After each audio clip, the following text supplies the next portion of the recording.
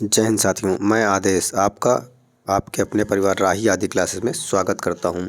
तो हम सभी हिंदी का प्रैक्टिस सेट सॉल्व करने वाले हैं, जो कि यूपीपी, यूपीएसआई, एसएससी, जीडी सभी प्रतियोगी परीक्षाओं के लिए पर्याप्त होगा। और आपके लिए नई सूचना यह है कि 1 तारीख से यानी नए साल से आपको यूपीपी, एसआई और यूपीएसआई के लिए, एसएससी, जीडी के लिए भी क्लास शुरू की जाएंगी कंटेंट की, यानी शुरू से फर्स्ट चैप्टर से ही शुरू किया जाएगा।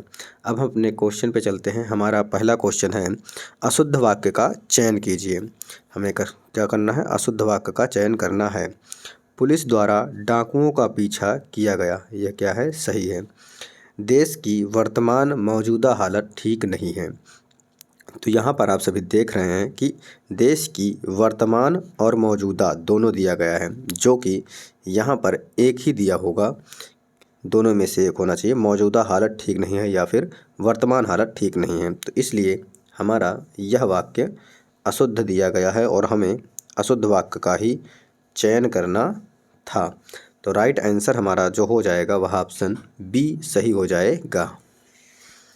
अगला क्वेश्चन है हमारा, आप सभी को शुरू से लेकर अंत तक क्लास में बने रहिएगा। जिसे क्लास स्पीड में चाहिए वो बाद में देख सकता है, थोड़ी सी स्पीड बढ़ा के।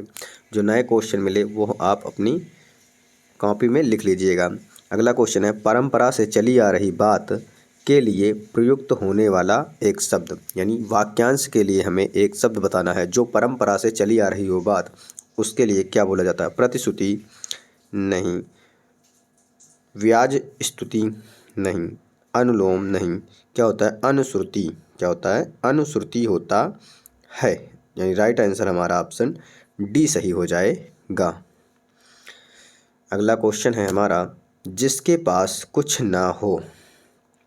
क्या दिया गया है कि जिसके पास कुछ ना हो उसे क्या कहते हैं? अक्षम नहीं, आकिंचन, अज्ञ या असमर्थ, उसे बोलते हैं आकिंचन। क्या बोलते हैं? उसे आकिंचन बोला जाता है। आगे देखते हैं, अगले क्वेश्चन पे चलते हैं। अगला क्वेश्चन हमारा है, स्वेद से उत्पन्न होने वाला। क्या? स्वेद से उत्पन्न होने वाला के लिए वाक्यांश के लिए एक शब्द हमें बताना है। स्वेदज, अंडज, अंडे से उत्पन्न होने को अंडज कहते हैं। पिंडज, पिंड से उत्पन्न होने वाले, और उभयज भी नहीं होगा। स्वेद से उत्पन्न होने वाले को स्वेदज बोला जाता है। अगला क्वेश्चन कह रहा है, अपरिणीत शब्द निम्नलिखित में से किस वाक्यांश के लिए प्रयुक्त होगा? जिसका परिमाण ना निकलता हो, जिसका विवाह ना हुआ हो, जिसका विवाह हो चुका हो, जो देखने में प्रीतिकर ना हो। अपरिणीत लिखा हुआ है तो इसका क्या होता है? जिसका विवाह ना हुआ हो उसे अपरिणीत बोलते हैं, और जिसका विवाह हो चुका हो या तो उसे क्या बोलते हैं? परिणीत कहा जाता है। क्या बोलते हैं? परिणीत कहा जाता है। जैसे जब शादियों के कार्ड छपते हैं तो वहाँ पर लिखा होता है। अगले क्वेश्चन पे चलते हैं। अगला क्वेश्चन है हमारा, निम्नलिखित में से किस वाक्यांश के लिए एक शब्द दुर्निवार प्रयुक्त होता है? यानी दुर्निवार किस वाक्यांश के लिए प्रयुक्त होगा यह हमें बताना है। जिसे दूर करना कठिन हो, जिस पर वार करना कठिन हो, जिसे देख पाना कठिन हो, या जिसे जीत पाना कठिन हो। क्या दुर्निवार है? तो जिसे दूर करना कठिन हो। क्या? जिसे दूर करना कठिन हो उसे दुर्निवार कहते हैं। तो ऑप्शन ए हमारा सही हो जाएगा। अगला क्वेश्चन है, निम्नलिखित में से तत्सम शब्द है। तत्सम शब्द का हमें चयन करना है। दही, दही क्या है? तद्भव है। दही का तत्सम क्या होगा? दधी होगा। क्या होगा? दधी हो जाएगा। जीर्ण, जीर्ण क्या है? ये हमारा तत्सम शब्द दिया गया है। जीर्ण, जीर्ण का जो तद्भव होगा वह क्या होगा? झीना हो जाएगा। क्या होगा? झीना हो जाएगा।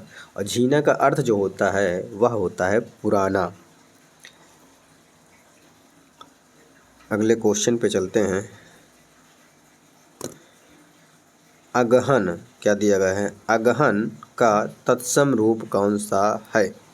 अगहन का तत्सम रूप हमें बताना है। अग्रहायण, अगहड़, आग्रहरण, हड़, आग्रासन। तो हमारा जो राइट आंसर होगा अग्रहायण हो जाएगा।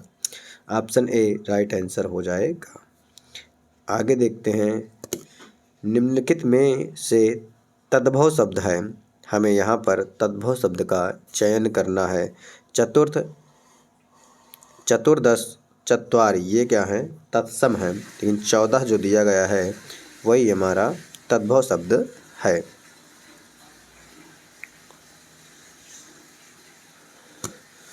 अभियांतर, अभियांतर का तद्भव शब्द हमें बताना है। अभियांतर का आप सभी वर्णमाला में पढ़ा होगा, पढ़े हैं सभी। अभियांतर प्रयत्न यानी अभियांतर का जो अर्थ होगा वह क्या होगा? भीतर होगा, अंदर नहीं होगा, बाहर भी नहीं होगा, गहरा भी नहीं होगा। क्या हो जाएगा? भीतर हो जाएगा।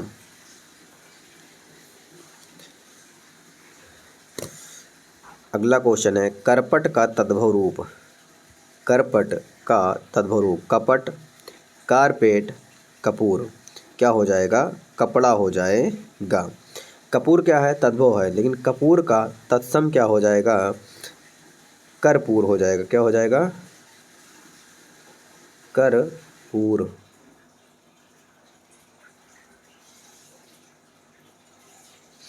कर्पूर हो जाएगा।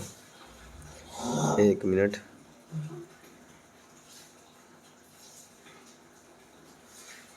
क्या होगा?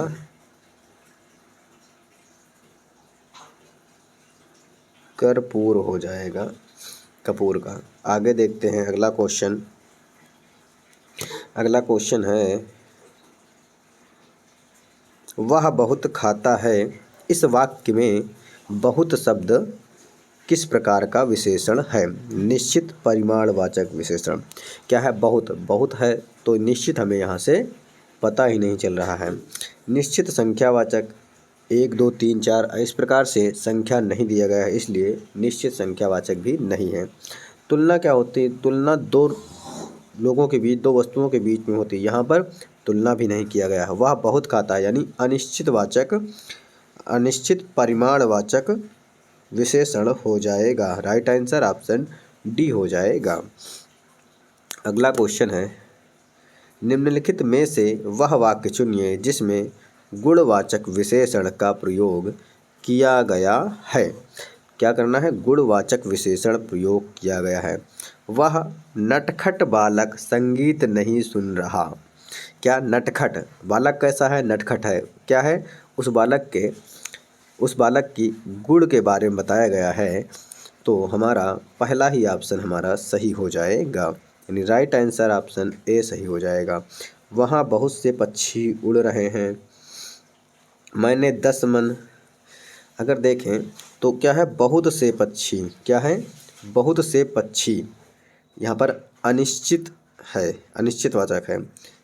फिर है 10 मन, परिमाण को 10 मन गेहूँ परिमाण को दर्शा रहा है।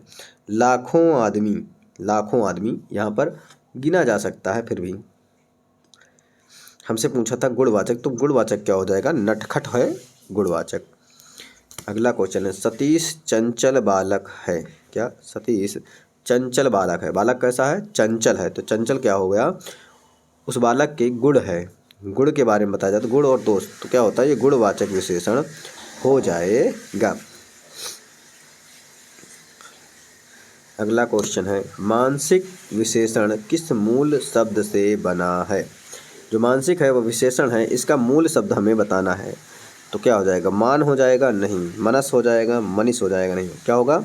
मानस होगा। मानस से मानसिक शब्द बना है। लेकिन मानसिक में अगर प्रत्यय पूछ ले, मानसिक में क्या पूछ ले? प्रत्यय। अगर प्रत्यय पूछ ले तो यहाँ पर कौन सा प्रत्यय हो जाएगा? इक प्रत्यय हो जाएगा। कौन सा? इक प्रत्यय हो जाएगा। अगला क्वेश्चन है, चारित्रिक विशेषण शब्द का मूल शब्द कौन सा है? चारित्रिक विशेषण शब्द का मूल शब्द हमें बताना है। चरित्र, चित्रण, चित्रता, चरित्रता और या चारुत्व क्या है? चरित्र हो जाएगा। राइट आंसर ऑप्शन ए सही होगा। अगला क्वेश्चन है, मीमांसा का सही पर्यायवाची शब्द। मीमांसा का हमें सही पर्यायवाची शब्द बताना है। स्वरूप, स्वाभिज्ञता, निष्क्रिय क्या होगा? समालोचन होगा। क्या होगा? समालोचन हो जाएगा। और आलोचन भी हो जाएगा। क्या हो जाएगा? आलोचन हो जाएगा, समीक्षा हो जाएगा और क्या हो जाएगा? समीक्षा हो जाएगा और हो जाएगा विवेचना। क्या होगा?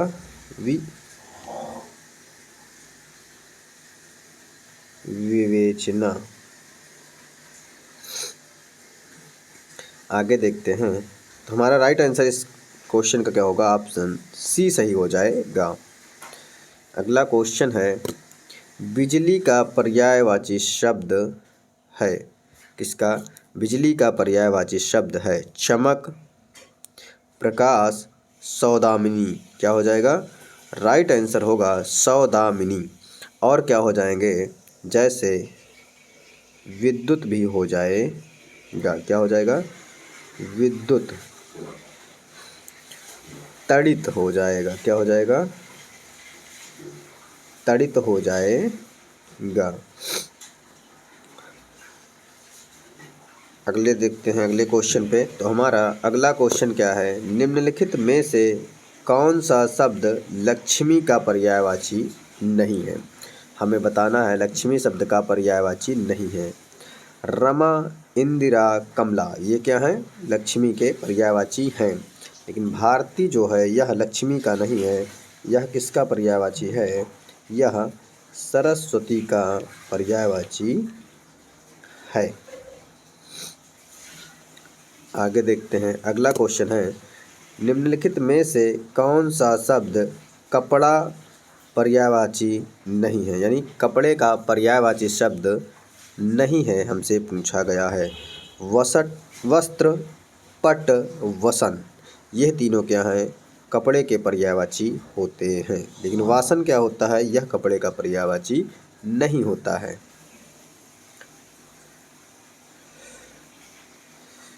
अगला क्वेश्चन हमारा, निम्नलिखित में से कौन सा शब्द मेघ का पर्यायवाची नहीं है? हमें बताना है मेघ का पर्यायवाची नहीं है। जो नहीं है और है इसी में हमें कन्फ्यूजन होता है, तो ये हमें पहले ही देख लेना है, पूरा क्वेश्चन पढ़ना है। पयोधर, जलधर, वारिधर यह तीनों क्या हैं? मेघ के पर्यायवाची शब्द होते हैं। लेकिन दामोदर लिखा है, लेकिन क्या है? दामोदर है। यहाँ पे दा होगा दामोदर। दामोदर जो होता है यह विष्णु का पर्यायवाची होता है। किसका होता है? विष्णु का पर्यायवाची होता है। और विष्णु को जनार्दन भी बोला जाता है। क्या होता है? जनार्दन। आगे देखते हैं, हमारा अगला क्वेश्चन है, आविर्भूत क्या लिखा है? आविर्भूत का सही विलोम शब्द हमें बताना है। इसका आविर्भूत। अनास्था, अनास्था का आस्था हो जाएगा। क्या हो जाएगा? आस्था हो जाएगा। अनेकता का हो जाएगा एकता। आविर्भाव का तिरोभाव हो जाएगा। क्या हो जाएगा? आविर्भाव का विलोम शब्द तिरोभाव हो जाएगा। अनावृष्टि लिखा हुआ है। अनावृष्टि क्या? अनावृष्टि का विलोम प्रतिवृष्टि हो जाएगा। क्या हो जाएगा? प्रतिवृष्टि हो जाएगा। अगले क्वेश्चन पे चलते हैं। अगला क्वेश्चन है, क्षणिक। क्षणिक का सही विलोम शब्द क्या होगा? ये हमें बताना है। अल्प, शाश्वत, क्षर या विमुख। अल्प नहीं होगा, क्षर भी नहीं होगा और विमुख भी नहीं होगा। क्षणिक का जो विलोम शब्द होगा वह होगा शाश्वत। क्या हो जाएगा? शाश्वत हो जाएगा। आगे देखते हैं, अगला क्वेश्चन है हमारा, अग्रज का विलोम शब्द है। क्या? अग्रज का विलोम शब्द हमें बताना है। अक्षत, अंतुल, अटल या अनुज। क्या होगा? अनुज हो जाएगा। अग्रज आगे आने वाला, अनुज पीछे, यानी अग्रज मीन्स हम बड़ा कह सकते हैं और अनुज का छोटा कह सकते हैं। तो अग्रज का विलोम शब्द छोटा हो जाएगा। आज का हमारा लास्ट क्वेश्चन है, इसे क्या पूछा गया है? निम्नलिखित में विलोम शब्द की दृष्टि से एक युग्म गलत है। इन सभी में एक विकल्प गलत है, वो हमें चयन करना है। मौन का मुखर, मौन शांत रहने वाला, कुछ भी ना बोलता, मुखर यानी बहुत बोलता हो। शानदार, शर्मनाक, नाक लिखा है, ये क्या होगा? शर्मनाक होगा, ये अंक की बिंदी नहीं रहेगी। शानदार यानी बहुत अच्छा हो, तो शर्मनाक बहुत बेकार हो। बर्बर और सभ्य, ये भी हमारा सही है। तो हमसे पूछा गया था गलत, अनुचर का परिचर लिखा हुआ है, तो यह अनुचर का परिचर गलत दिया गया है। तो आज की क्लास को यहीं तक रखते हैं। उम्मीद है आप सभी को क्लास पसंद आई होगी। तो आप सभी से रिक्वेस्ट है, आप सभी अधिक से अधिक क्लास को शेयर किया कीजिए, लोगों को सब्सक्राइब करने के लिए बोल दिया कीजिए। जिसके घर में जितने मोबाइल हैं सब में सब्सक्राइब करा दें। और उसके बाद आपकी जो राय हो या जो टॉपिक पढ़ना हो वो आप कमेंट के माध्यम से बता सकते हैं। तो आज की क्लास को हम यहीं तक रखेंगे। आप सभी का इस क्लास में जुड़ने के लिए बहुत बहुत धन्यवाद।